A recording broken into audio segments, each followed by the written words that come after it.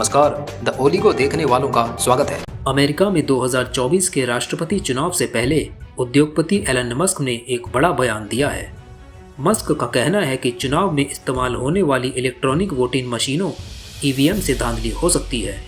उन्होंने पूरे देश में कागजी मतपत्रों से चुनाव कराने और हाथ से गिनती करने की मांग की है। मस्क ने वोटिंग मशीन बनाने वाली डोमिनियन कंपनी पर भी सवाल उठाए हैं, जो चुनावों में इस्तेमाल होने वाली मशीनें बनाती है। इंग्लिश न्यूज़ के लिए www.theoligo.com पर विजिट करें। अब खबर डिटेल में। मस्क ने पेंसिल्वेनिया के एक टाउन हॉल में अपने भाषण के दौरान कहा कि वो तकनीक से जुड़े होने के कारण कंप्यूटर प्रोग्राम्स पर पूरी तरह भरोसा नहीं कर सकते, क्योंकि इन्हें हैक करना आसान है।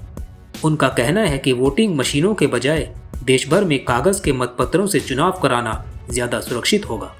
मस्क ने खास तौर पर डोमिनियन वोटिंग मशीनों का जिक्र किया, जिनका इस्तेमाल फिलाडेल्फिया और एरिज़ोना जैसे स्थानों पर हुआ था, जहां रिपब्लिकन उम्मीदवारों की हार हुई थी।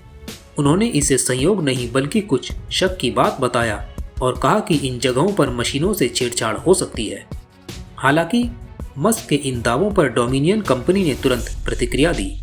कंपनी के प्रवक्ता ने कहा कि मस्क के आरोप गलत हैं, क्योंकि डोमिनियन फिलाडेल्फिया काउंटी में अपनी सेवाएं नहीं देती है। उन्होंने यह भी बताया कि उनकी मशीनें पहले से ही कागजी मतपत्रों के आधार पर काम करती हैं, जिनकी गिनती और ऑडिट हाथ से की जाती है। इन प्रक्रियाओं से बार बार साबित हुआ है कि डोमिनियन की मशीनें सटीक परिणाम देती हैं। मस्क के इस बयान के बाद चुनाव में तकनीकी धांधली को लेकर एक बार फिर चर्चा शुरू हो गई है। यह भी बताया जा रहा है कि मस्क पूर्व राष्ट्रपति डोनाल्ड ट्रंप का खुलकर समर्थन कर रहे हैं। उन्होंने ट्रंप की राजनीतिक समितियों को बड़े पैमाने पर दान भी दिया है और कई रैलियों में उनके पक्ष में भाषण दिए हैं। मस्क का कहना है कि अगर ट्रंप चुनाव हारते हैं तो उन्हें जेल भेजा जा सकता है।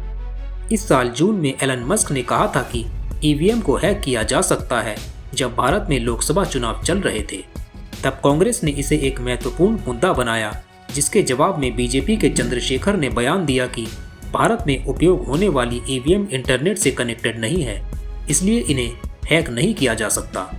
उन्होंने कहा, अगर ये इंटरनेट से जुड़े होते तो हैक होना संभव था। इस बयान के बाद मामला दब गया, लेकिन अब एक बार फिर से ईवीएम हैकिंग का विषय सुर्खियों में आ चुका है। डोमिनियन कंपनी ने लोगों से अपील की है कि चुनाव से जुड़ी किसी भी जानकारी पर तभी भरोसा करें जब वह विश्वसनीय और सत्यापित स्रोतों से आई हो। आज के लिए इतना ही। न्यूज़ अपडेट के लिए बेल आइकन को दबा दें और चैनल को सब्सक्राइब, लाइक, शेयर ज़रूर करें। आपका कीमती समय देने के लिए धन्यवाद।